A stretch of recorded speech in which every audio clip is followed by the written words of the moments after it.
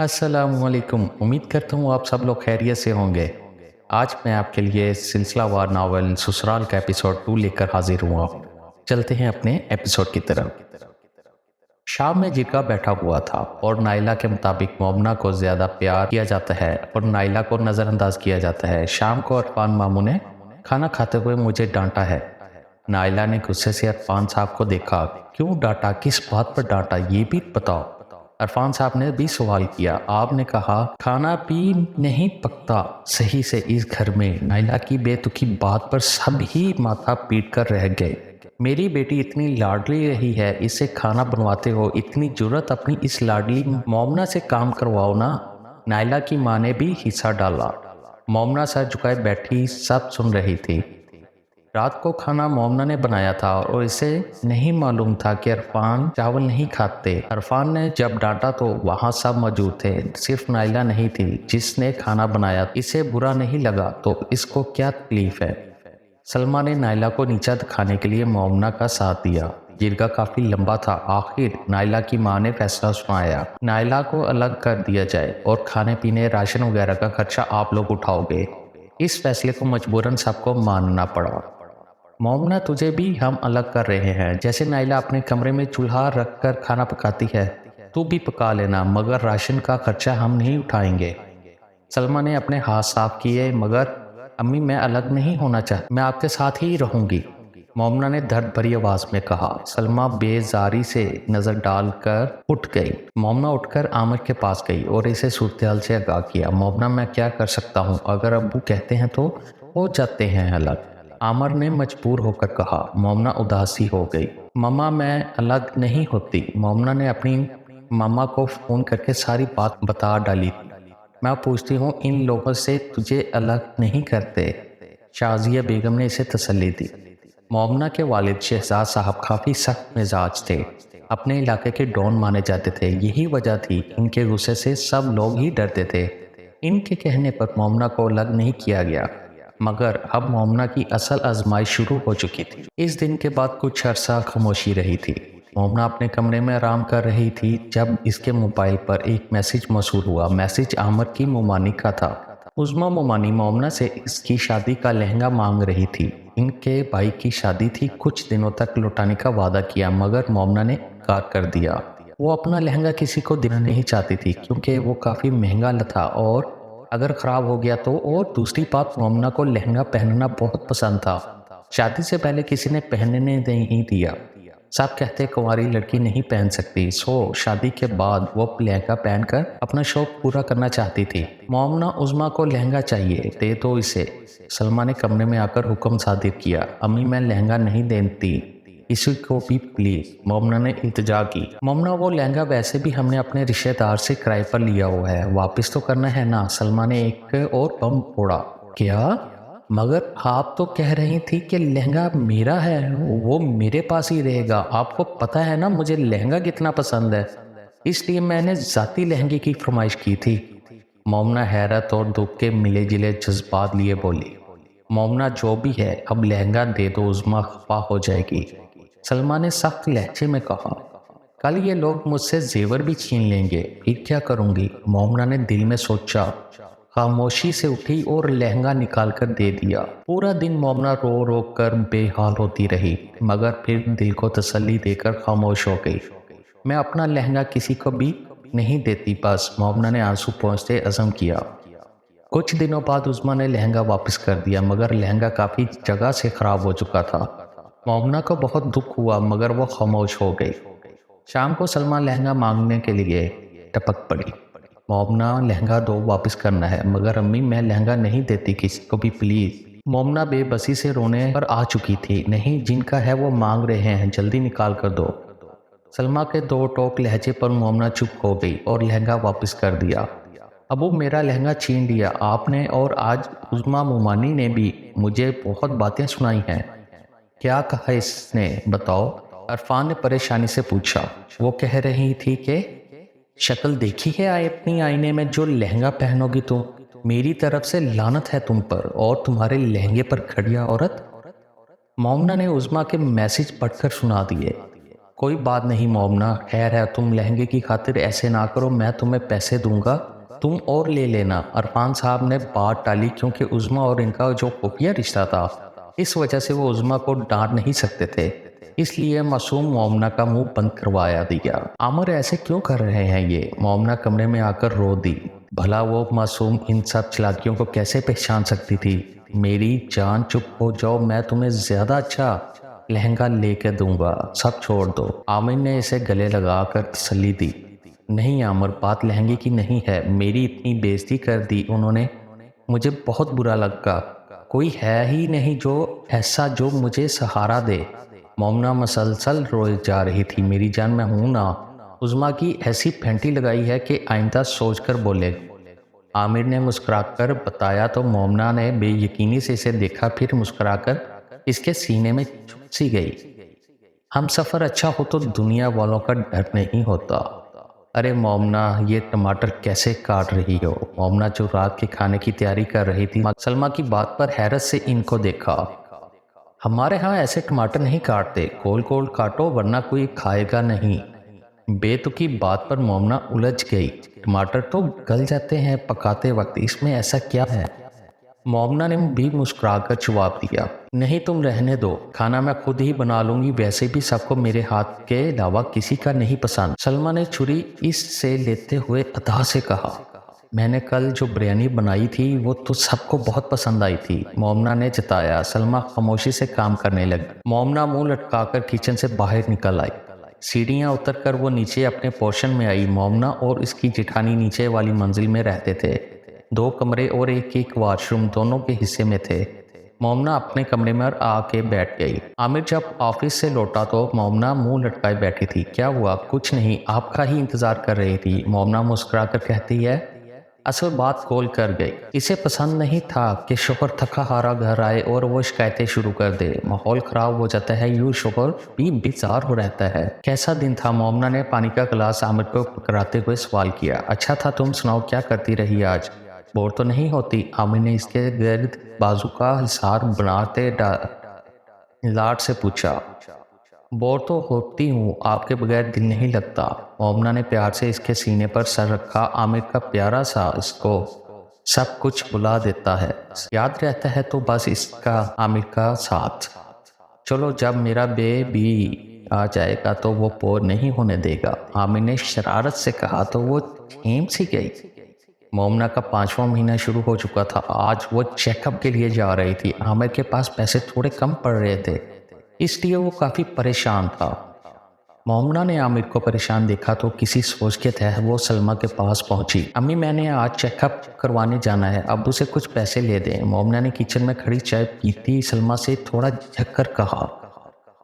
क्यों? आमिर की तनख्वाह कहाँ है, पैसे कहाँ हैं? सलमा ने चाय की पत्ती को सिंक में थूकते हुए पूछा। वो खत्म हो गए थे, इनकी तनख्वाह आई ही नहीं अभी। मोमना मुसलसल हाथों की उंगलियां मरोड़ रही थी। किधर छोड़े हैं पैसे इसने? वो कौन सा कोई पूरे खानदान को खिलाता है? सलमा ने बेजारगी से कहा। अम्मी, मेरे लिए दूध और फ्रूट वगैरह लाए थे। मोमना की बात पर सलमा ने गुस्से से आंखें निकाली। है, 1000 का फ्रूट नहीं खा सकती हो तुम? और वैसे भी इरफान साहब के पास 10,000 थे, इसकी मेरी दवाई ले आए हैं, जाओ खुद ही इंतजाम करो। सलमा कहकर किचन से निकल गई। मोमना की बस हो गई थी अब। भला इतनी बेइज्जती? जब सलमा 10,000 की दवाई खा सकती है तो मोमना चंद हजार का फ्रूट क्यों नहीं खा सकती? वैसे भी इस हालत में इसे ज़रूरत थी इन सब चीज़ों की, और मैं 1000 की तनख्वाह में से वो घर का राशन भी लेकर आता था। इस महंगाई के दौर में कितना मुश्किल था गुजारा। लेकिन अगर वो ये बात सलमा से कहती तो वो भोपाल खड़ा कर लेती। इसलिए मोमना खामोशी से कमरे में आ गई और आमिर को सारी बात बता दी। मोमना, रहने दो तुम, मैं किसी से उधार पकड़ लेता हूँ, उनको रहने दो, आमिर ने इसे तसल्ली दी। अम्मी, खाना नहीं बचा? मोमना ने सलमा को हाँक लगाई। नहीं है, खत्म हो गया है। सलमा की आवाज़ पर इसकी आंखें नम हो गईं। आमिर सुबह ही दफ्तर के काम के सिलसिले में सियालकोट चला गया था और 1 हफ्ते बाद लौटना था। वो दिन के खाने के लिए किचन में आई तो सारा किचन खाली पड़ा था, फ्रिज को भी ताला लगा था। भूख के मारे इसे चक्कर आने लगे थे। वो जल्दी से कमरे में गई और अपने छोटे गैस सिलेंडर पर चाय बनाकर साथ में बिस्किट खा लिए। सद शुक्र था कि ऊपर नीचे की मुशक्कत से बचने के लिए इसने कमरे में ही चाय का सामान रखा हुआ था। आमिर ने खाने पीने की हर चीज़ कमरे में रखी थी, इसलिए मोमना को मुश्किल नहीं हुई थी और फिर ये मामूल बन गया। इस एक हफ्ते में मोमना को खाना कम ही नसीब होता था। इसका छठा महीना शुरू हो चुका था, अब इसे भूख ज़्यादा महसूस होती थी। एक हफ्ते में वो सूख कर कार्टन बन गई थी। इसका फूल सा चेहरा मुरझा गया था। आमिर जब लौटकर आया तो इसकी हालत से परेशान हो गया। मोमना ने सारी बात आमिर को बता दी कि कैसे वो भूखी पड़ी रहती थी। आमिर ने गुस्से में आकर सलमा को तंबीह की कि आइंदा ऐसा ना हो, जिस पर सलमा ने आमिर को खूब खरी खरी सुना डाली। आमिर का मिजाज काफ़ी ठंडा था, वो किसी पर गुस्सा नहीं करता था। यही वजह थी कि वो मोमना को तहफ़्फ़ुज़ नहीं दे पाता था। मोमना की खातिर अगर कुछ कहता तो बदले में खुद ही सौतेली माँ से बेइज्जती होकर आ जाता, इसलिए मोमना ने आमिर को बताना बंद कर दिया। आमिर जल्दी करें, लेट हो जाएंगे। मोमना दुपट्टा सेट करती हुई आमिर के पास आई। बस हो गया, अब चलते हैं, मैं बस अभी आया। अबू से गाड़ी की चाबी लेकर आमिर कहकर कमरे से निकल गया। मोमना ने आईने में खुद को देखा। फैंसी रेड शर्ट, फ्रॉक और हल्का मेकअप और सर पर दुपट्टा सेट किए वो शहजादी लग रही थी। वो मैके जाने के लिए तैयार खड़ी थी। दोनों बस निकलने वाले थे।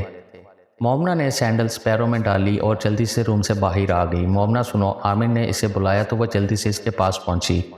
यार, अबू कह रहे हैं कि मैके नहीं जाओ, आज अगले हफ्ते चले जाना। आमिर की बात पर मोमना का चेहरा उतरा था। नहीं, मैंने आज ही जाना है, सदा की जिद्दी मोमना ने दो टोक कहा। अबू ने मना कर दिया है, अब अच्छा नहीं लगता इनको मना करना। मुझे नहीं मालूम, मैं तैयार हो चुकी हूँ, मुझे जाना है बस। मोमना प्लीज़, मैं अबू की बात नहीं टाल सकता, सॉरी। नहीं आमिर, जाना है मैंने, ऐसा ना करें, मेरा बहुत दिल है, 3 माह से मैं नहीं गई हूँ, आज ना रोके ना।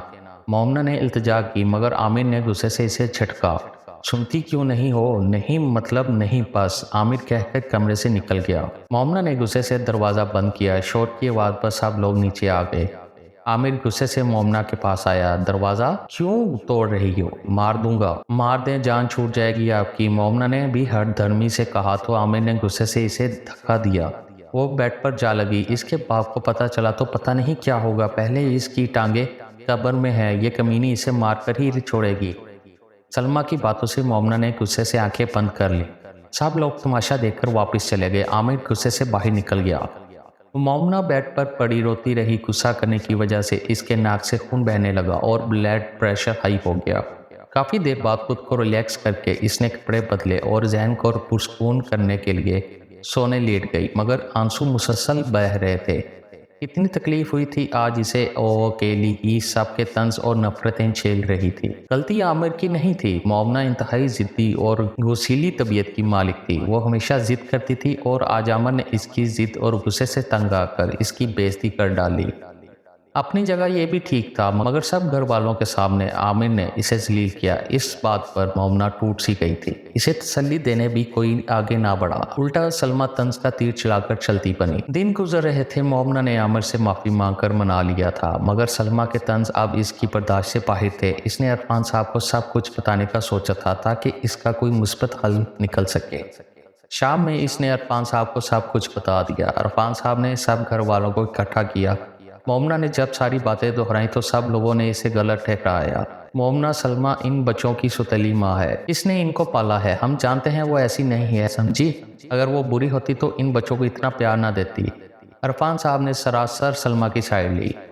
अबू, आप इनको इसीलिए लाए थे ना कि ये आपके बच्चों को पालें, और दूसरा, मैं इनकी बेटी नहीं हूँ, बहू हूँ, मुझसे इनकी दुश्मनी तो होगी ही ना। ये मुझे तंज करती हैं, खाना छुपा देती हैं, मोमना ने दर्द भरी आवाज में बताया। मोमना, झूठ मत बोलो, समझी? आइंदा इस बारे में कोई बात नहीं होगी, इरफान साहब कहकर उठ गए। सलमा फातिहाना मुस्कुराहट के साथ उठकर कमरे में चली गई और मोमना ने बेबसी से आमिर को देखा, जिसने एक बार भी मोमना के हक में आवाज़ नहीं उठाई थी। आज बिरयानी मैंने बनाई है, कौन सी वाली ज़्यादा अच्छी थी, मोमना की या मेरी? सलमा ने खाना खाते सबसे पूछा। आज वाली मज़ेदार है, मोमना और आमिर के अलावा सब ने नारा लगाया। मोमना ने आमिर की तरफ देखा और बिरयानी की प्लेट को देखा। बिरयानी थी या हलवा समझ नहीं आ रहा था। मोमना सलमा से अच्छा खाना बनाती थी। सलमा का खाना में मोमना के लिए खाना बहुत मुश्किल था, न जाने वहाँ रहने वाले कैसे खा लेते थे। मोमना हम लोग लाहौर जा रहे हैं, घर तुम्हारे ज़िम्मे है, ख्याल रखना, ठीक है? सलमा ने प्यार से मोमना को मुखातिब किया। मोमना समझ गई कि घर के काम करने पड़ेंगे, इसलिए सलमा मोहब्बत चाह रही है। घर में राबिया, आमना, सरसलान, दादा ससुर और छोटे बच्चे अनस, अनीस और अलीशा मौजूद थे। मोमना का 8वां महीना चल रहा था। यह महीना हामला खतून के लिए वैसे भी बहुत खतरनाक होता है। सुबह उठकर मोमना ने सबके लिए नाश्ता तैयार किया, फिर बर्तन धोए, आमिर को नाश्ता दिया और वो दफ्तर चला गया। फिर दादा ससुर को नाश्ता दिया। बाद में बाकी साहब उठे तो उन्हें नाश्ता दिया। मोमना भाभी और पराठे बना दें। आमना के हुक्म पर मोमना ने फिर से पराठे बनाए। सलमा के हाथ का आधा पराठा खाकर सब उठ जाते थे, मगर मोमना के हाथ के पराठे पराठे खा खा कर इनका दिल नहीं भरता था। मज़ेदार ही इतने थे। इसके पेट में दर्द की ठेस उठने लगी थी, मगर वो खड़ी खड़ी ही काम कर रही थी। सारा काम खत्म करके वो अपने पोर्शन में आई, कपड़े धोकर थोड़ा आराम किया। दर्द भी अभी भी हो रहा था, भूख भी लग रही थी। 1 बज चुका था। वो जल्दी से किचन में गई तो किचन वैसे ही पड़ा था जैसा छोड़ कर गई थी। राबिया, आप ही खाना बना दें ना, भूख लगी है। मोमना ने मोबाइल पर मसरूफ राबिया को कहा तो वो मुंह बनाती सर हिला गई। मोमना बाहर आकर धूप में बैठ गई। सर्दियां शुरू थी। धूप में बैठकर इसे कुछ सुकून मिला। 1 घंटे बाद इसने किचन में जाकर देखा तो अजीब से हलवे नुमा चावल पड़े थे। जैसे तैसे करके इसने खाना खाया। वो कमरे में आकर लेट गई। दर्द अब कम हो गया था। वो लेटे लेटे ही नींद की वादी में उतर गई। शाम में वो असर की नमाज पढ़कर किचन में गई तो किचन की हालत देखकर इसे गश आने लगे। सारा किचन फैला हुआ था। इसने सारा किचन समेटा और रात का खाना बनाने लगी। इसने सारा काम जल्दी से किया ताकि राबिया का कोई काम ना करना पड़े। वो चाहती थी कि इसके होते हुए इसकी नंदें कोई काम ना करें, मगर नंदें चाहती थी कि वो ही घर में ना रहे।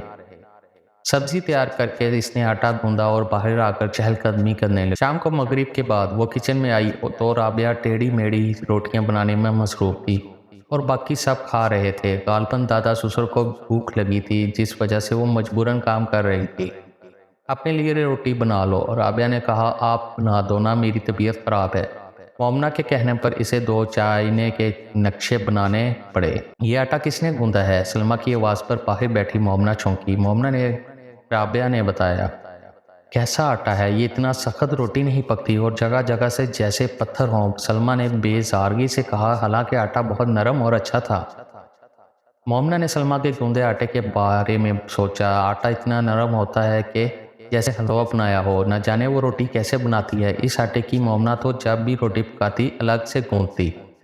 ये लो मोमना, ये तुम्हारे लिए अंडे लाया हूँ। दादा ससुर ने 6 अंडे इसके सामने किए। मोमना ने खुशी से अंडे लिए और अपने कमरे में रख दिए। थोड़ी देर बाद अनस हाजिर हो गया। मोमना भाभी, मामा कह रही हैं कि हमारे अंडे दो। कौन से अंडे? मोमना ने पूछा। जो दादा अब्बू ने दिए हैं वो हमें दो, अनस ने कहा। नहीं है अंडे वंडे, जाओ यहाँ से, मोमना ने गुस्से से कहा। आमिर, मुझसे कितना प्यार करते हैं आप? मोमना ने प्यार से आमिर से पूछा। वो इसके सीने पर सर रखे लेटी हुई थी। थोड़ा सा, आमिर ने शरारत से कहा। मोमना ने 1000 बार इससे ये एक सवाल शादी के बाद से कर लिया था। बताए ना, मोमना ने इसके सीने पर हुक्म मारा। बताया ना थोड़ा सा। आमर हंसी दबाए शरारत के मूड में था। सच्ची बात बता दें वरना मैं नाराज। मोमना ने मुंह बनाकर कहा, हाँ हाँ यार, पता भी है फिर भी पूछती हो। अपने आप से भी ज्यादा प्यार करता हूँ जान। आमिर ने इसे प्यार करते कहा, आप कभी मेरा साथ तो नहीं छोड़ेंगे? मोमना मुतमिन नहीं थी। नहीं छोड़ता, तुम्हें छोड़कर जिंदा कैसे रहूंगा जान। आमिर ने इसे सीने में खींच लिया। मुझे सफ़ेद नान खाना है, तंदूरी रोटी नहीं खानी। आमिर मोमना की फरमाइश पर इसे रेस्टोरेंट लेकर आया था। यहाँ नान नहीं मिलते थे, मगर मोमना बज़िद थी कि इसे नान ही खाना है। देखो मोमना, जिद ना करो, खा लो। अब मैं कहाँ से लाऊंगा नान प्लीज़? आमिर ने चौथी बार इसे समझाया, मगर वो मुंह बनाकर बैठ गई। आमिर चुपचाप खाना खाने लगा। खाओ ना, अभी घर भी जानना है, आमिर ने सख्त लहजे में कहा। मोमना खामोशी से बैठी रही। होटल में वो एक अलग कमरे में बैठे थे। मोमना खामोशी से कमरे में लगे सीसीटीवी कैमरे को देख रही थी। आमिर कैमरे लगे हैं, चुप रहे। मोमना के कहने के बावजूद आमिर ने ध्यान नहीं दिया। खाना खाओ, मुझे गुस्सा मत दिलाओ, आमिर ने गुस्से से कहा। आमिर, मुझे ये रोटी नहीं पसंद, मैं घर जाकर खा लूँगी, प्लीज़ आप खा लें। हामला होने की वजह से इसकी तबीयत बिगड़ती जा रही थी, इसे अब खाना देखकर मतली हो रही थी। आमिर गुस्से से उठा और मोमना को एक जोरदार थप्पड़ दे मारा। मोमना झटके से कुर्सी से दूर जा गई। पेट में दर्द की एक लहर उठी थी। आमिर इसे घसीटते हुए कुर्सी पर ले गया और इसके मुंह में रोटी ठूंसने लगा।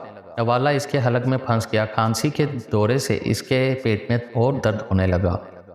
कुछ देर बाद आमिर होटल से निकल गया। मोमना आंसू साफ करके इसके पीछे चल पड़ी। सब लोग इन्हें अजीब नजरों से देख रहे थे। यकीनन कैमरे की आंख ने सब कुछ अयां कर दिया था। मगर घर आकर आमिर ने शोर मचा दिया। गुस्से से मोमना का मोबाइल तोड़ दिया। मोमना खामोश रहती, मगर मोबाइल टूटने पर इसका जब्त जवाब दे गया। वो कमरे में आकर रो दी। रात तक रोकर रो रात तक रो रो कर हलकान हो गई, मगर कोई ना कोई इसकी खैर खबर के लिए ना आ ही तसल्ली के लिए आया। अल्लाह जी मुझे सब्र दे, मैं क्या करूं, मेरा कोई भी तो नहीं है, मेरे साथ ही क्यों। अल्लाह, कितने ख्वाब देखे थे शादी के लिए, कितने अरमान थे, वो सब टूट गए। अल्लाह, किसको बताऊं, कौन सुनेगा मेरी, मैं अकेली हो गई हूँ।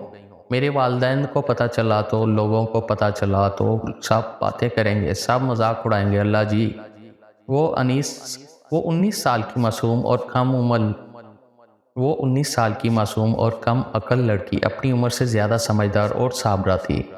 एक औरत के लिए यही तो होता है, शादी के बाद लोगों की बातों और वालिदैन की इज्जत की खातिर कुर्बान हो जाती हैं, मर मिट जाती हैं, मगर भनक तक नहीं पड़ने देती कि वो किस अजियत से गुजर रही हैं। आमिर का गुस्सा ठंडा हुआ तो मोमना को अपना मोबाइल दे दिया, मगर मोमना अपने मोबाइल के टूटने पर बहुत दुखी थी। इसे बहुत तकलीफ हुई थी, रो रो के हलकान हो चुकी थी। आमिर ने माफ़ी मांग ली और इसे मना लिया, मगर इसका मोबाइल और सबके सामने की हुई बेइज्जती तो लोड नहीं सकती थी। मोमना ने अहद कर लिया कि वो आइंदा आमिर से जिद नहीं करेगी, ना खफा होगी। वो अपने माँ बाप को परेशान नहीं करना चाहती थी। लड़की थी ना, बेटी थी वो, शादी के बाद पराई हो गई थी, ससुराल वालों के लिए वैसे भी पुरानी थी। न जाने कौन है जो बेटियों का अपना होता है, सारी उम्र खुदमतों में लग जाती है, कभी सास ससुर की, कभी शोहर की, कभी बच्चों की, कभी रिश्तेदारों की, मगर फिर भी वो गैर ही रहती है। मोमना के पेट में खासा दर्द था। वो सुबह से भूखी कमरे में पड़ी थी। ना ही किसी ने आकर पता खबर की और ना ही खाने का पूछा। भूख से अलग चक्कर आ रहे थे और दर्द अलग था। वो बिस्तर से कोशिश करके खड़ी हुई तो सर बुरी तरह चकराने लगा। वो सर को थाम कर दोबारा से बैठ गई। घड़ी पर वक्त देखा तो दोपहर के 12 बज रहे थे। अभी खाना पका होगा, शायद खा रहे हों, थोड़ा मैं भी खा लूं ताकि तबीयत ठीक हो। मोमना खुद से बड़बड़ाती उठी और बामुश्किल सीढ़ियाँ चढ़ती किचन तक पहुंची। किचन सारा खाली था, बर्तन चेक किए तो खाली थे। अम्मी, खाना नहीं है? मोमना ने सलमा से पूछा, जो बिस्तर में घुसी सर्दी कम करने की कोशिश में थी। नहीं है खाना, मांगने वाला आया था, उसे दे दिया। सलमा ने एक नज़र इसे देखा। मैं क्या खाऊं, भूख लगी है, पेट में बहुत दर्द है। मोमना ने दर्द से होंठ भींचते हुए बसी से कहा, क्या दर्द है? मैंने भी बच्चे पैदा किए हैं, सारा काम करती थी। मेरे ऑपरेशन को दूसरा दिन था, मैंने सारा घर का काम किया था और बकरियां भी संभाली थी। सल्मा ने अपनी तारीफें शुरू कर दी थी। मोमना चुपचाप कमरे से निकल गई। ऑपरेशन के चौथे पांचवें दिन तो हॉस्पिटल से डिस्चार्ज करते हैं, ये वहाँ डॉक्टर की बकरियां संभाल रही थी। मोमना ने जेरे लब बड़बड़ाया। सलमा की ये फजूल हवाएं इसे समझ नहीं आती थी। वो कितनी आसानी के साथ झूठ बोल जाती थी, हत्ता कि वो झूठी कसम भी उठा लेती थी। नमाज तो वो एक नहीं पढ़ती थी, और अगर रमज़ान में एक आध पढ़ भी ले तो नमाज पढ़ते पढ़ते बातें भी शुरू कर देती। वो गांव की एक जहल औरत थी जो एक खुशहाल मर्द से शादी करके खुद को मॉडर्न समझने लगी थी। रुको ये पतीली में कुछ डाल रुको ये पतीली में कुछ दाल है, रोटियां पकाकर इस पतीले को चाट लो, सलमा कहकर बिस्तर में दे गई। मोमना थके कदमों से किचन में गई। पतीले में दाल का पानी पड़ा था जो एक घूंट जितना था। फ्रिज को भी ताला लगा था। मोमना आहिस्ता आहिस्ता चलती हुई कमरे में आ गई। शाम तक वो यूं ही पड़ी रही। आजकल आमिर के हालात भी अच्छे नहीं थे, इसलिए ना ही फ्रूट था ना ही कुछ और खाने का सामान था। जुमे का दिन था, इसलिए आमिर जल्दी घर आ गया। मोमना को इस हालत में देखकर इसे शदीद गुस्सा आया। इसने मोमना से काफ़ी पूछा मगर मोमना टालती गई। आखिर आमिर के इसरार पर इसने दिन वाला वाक़या गोश कर गुजार कर दिया। आमिर गुस्से से सलमा की तरफ पहुंच गया। मोमना इसे रोकती रह गई मगर वो रुका नहीं। बमुश्किल भागती हुई इसके पीछे गई। अम्मी जी, मोमना सुबह से भूखी है, आपको पता है ना वो बीमार है। आमिर ने गुस्सा कंट्रोल में करते हुए पूछा। सलमा पहले से ही लड़ने को तैयार थी, फौरन चलाना शुरू होगी। मैंने ठेका लिया है तो तेरी बेगम का, मुझे और काम भी होते हैं। सलमा इस जोर से बोली कि राबिया, अरीबा और भी बाहर आ गई और दादा ससुर भी परेशानी से भागे आए। अम्मी, मैं प्यार से पूछ रहा हूँ, बीवी है मेरी, इसका ख्याल करना चाहिए, आपकी भी कुछ लगती है। आमिर ने लहजा नरम रखने की कोशिश की। आमिर किस लहजे में बात कर रहा है तू? अम्मी से शर्म कर, कल की आई बीवी के लिए माँ को बेइज्जत करेगा। राबिया ने टांग अड़ानी जरूरी समझी। तुम चुप रहो आपी, आमिर ने सख्ती से कहा।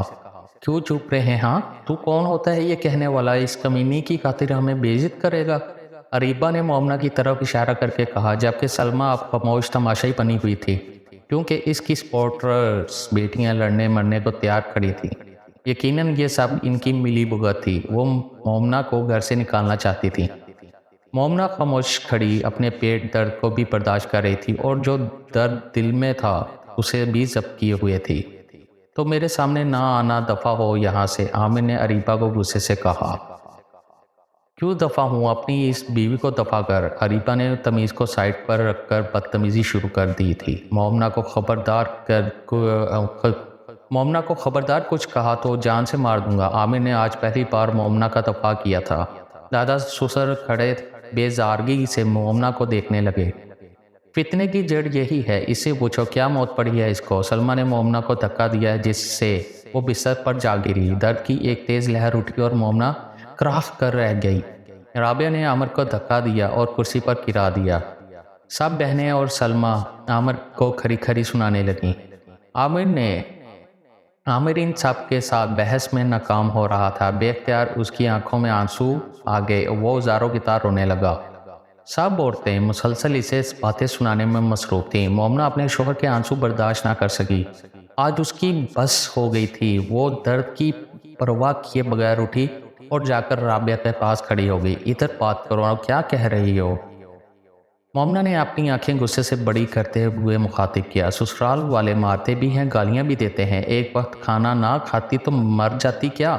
अपने कमरे में खाना पीने का सामान मुका कर रखो और वो खाया करो। आमिर से कहो बाजार से कुछ खाने को ला दे, हमने ठेका लिया है तुम्हारा।